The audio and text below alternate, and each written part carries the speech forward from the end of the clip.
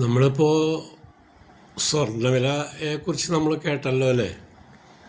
1,16,600 രൂപയാണ് ഒരു പവൻ സ്വർണത്തിന്. ഈ വർഷം 40,000 ചില്ലാൻ രൂപയാണ് സ്വർണത്തിന് കൂടിയത്.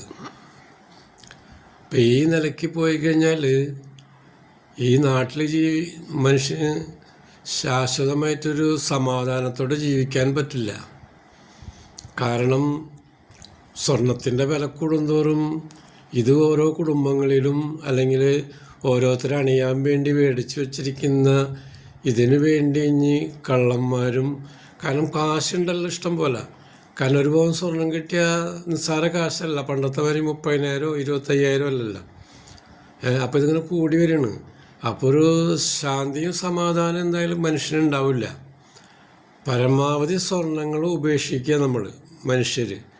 ഇതിൻ്റെ പോംവഴികൾ അത് മാത്രമേ ഉള്ളൂ. കാരണം നമുക്കിവിടെ ജീവിക്കാൻ സ്വർണ്ണമല്ല നമുക്ക് ആവശ്യം.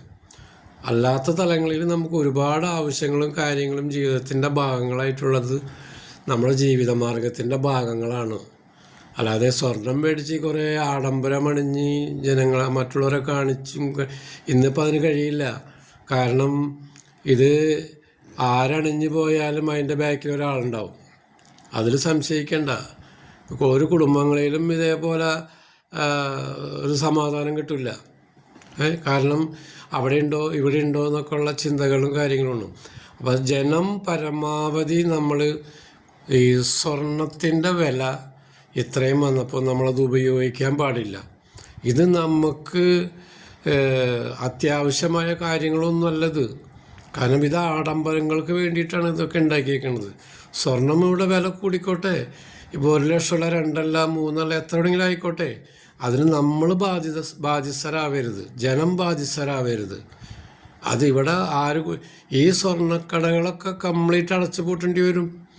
കാരണം ഇത്രയും പണം കൊടുത്ത് ഇവിടെ ജനങ്ങൾ വാങ്ങാനുണ്ടെങ്കിലല്ലേ. അതുണ്ടാവില്ല, ഒരിക്കലും ഉണ്ടാവില്ല. ഇപ്പോൾ ഒരുപാട് അടച്ചു പൂട്ടിയിട്ടുണ്ട്, ഇനി ഇതൊക്കെ അടച്ചു പൂട്ടും.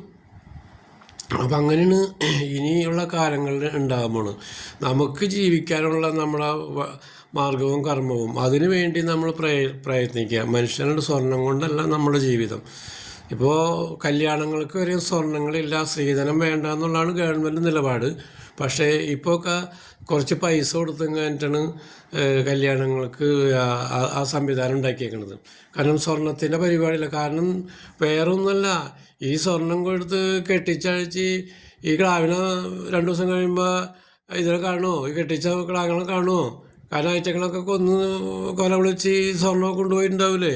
കേസും കൂട്ടമൊക്കെ ഇങ്ങനെ ഇപ്പോൾ ഈ നടക്കണ മാതിരിയൊക്കെ നടക്കും. ഇപ്പോൾ കണ്ടില്ല എല്ലാ കേസുകളും നടക്കണത് ഇതേപോലെ നടക്കും. അപ്പം ജനം ഒരു കാര്യം മനസ്സിലാക്കുക, ഒരു കാരണവശാലും സ്വർണം വാങ്ങരുത്. സ്വർണം നമുക്ക് വേണ്ട. നമുക്കല്ലാതെ ഇഷ്ടം പോലെ ആഡംബരത്തിന് വേണ്ടി നമുക്ക് ഈ റോൾഡ് ഗോൾഡ്, മറ്റുള്ള വെള്ളി ആഭരണങ്ങൾ, മറ്റുള്ള ഇന്ന് ഏതെല്ലാം തരത്തിലുള്ളതാണ് കൗതുകങ്ങൾ ആയിട്ടുള്ള ആഭരണങ്ങളാണ് ഈ റോൾഡ് ഗോൾഡ് ഉണ്ടാക്കിയിരിക്കുന്നത്.